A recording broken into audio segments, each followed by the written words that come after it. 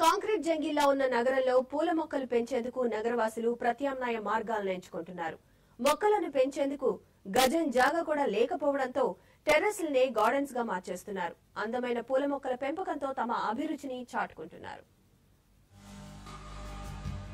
ఒకప్పుడు ఎటు చూసినా పచ్చని చెట్లు చెరువులతో నగరం కళకళలాడేది. నగరం పెరిగిపోతున్న కొద్దీ పచ్చదనం కనుమరుగవుతోంది. బిల్డింగ్లు అపార్ట్మెంట్లతో కాంక్రీట్ జంగిల్ గా మారిన నగరంలో ఖాళీ స్థలం కరువైంది. చాలా మంది ఇళ్లలో తులసి చెట్లు కూడా కరువయ్యాయి. దీంతో టెర్రస్ల మీద బాల్కనీల్లోనూ మొక్కలు పెంచేందుకు ఇష్టపడుతున్నారు.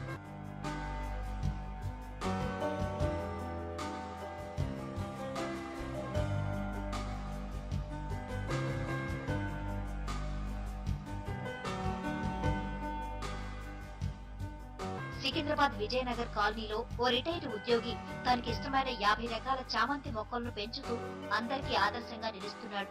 ఇంటి చుట్టుపక్కల స్థలం లేకపోవడంతో తాను ఈ మొక్కలను టెర్రస్ పై పెంచుతున్నట్లు ఆయన తెలిపారు. ఇంట్లో శుభకార్యాలకు ఈ పూలు ఎంతగానో ఉపయోగపడుతున్నాయని ఆయన తెలిపారు.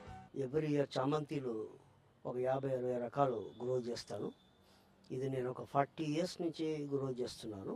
ఈ చామంతిది ఒక సొసైటీ, క్రిసాంతిమం సొసైటీ ఒకటి కొత్తది పెట్టాలని ఆలోచనలో ఉన్నాము. ఎందుకంటే ఈ ఫ్లవర్స్ అక్టోబర్, నవంబర్, డిసెంబర్, జనవరి 4 months వరకు ఉంటాయి. కాబట్టి జనం చూడడానికి చాలా ఆహ్లాదకరంగా ఉంటుందని ఒక సొసైటీ కూడా మేము ఏర్పాటు చేయాలని ప్రయత్నిస్తున్నాము.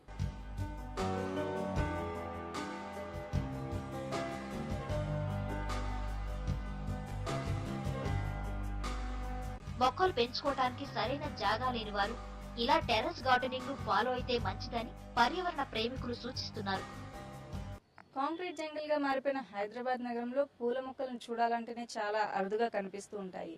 అలాంటి హైదరాబాద్ నగరంలో వివిధ రకాల చామంతి మొక్కలను టెర్రస్ గార్డెనింగ్ చేయడంతో పాటు టెర్రస్ గార్డెనింగ్ చేయడం చాలా ఈజీ అని, కాస్త ఓపిక వహిస్తే మన టెర్రస్ ను ఎంతో అందమైన పూల మొక్కలతో నింపుకోవచ్చని నిర్వాహకులు చెబుతున్నారు. కెమెరామెన్ మహేష్ తో కాంతి, TV5 హైదరాబాద్.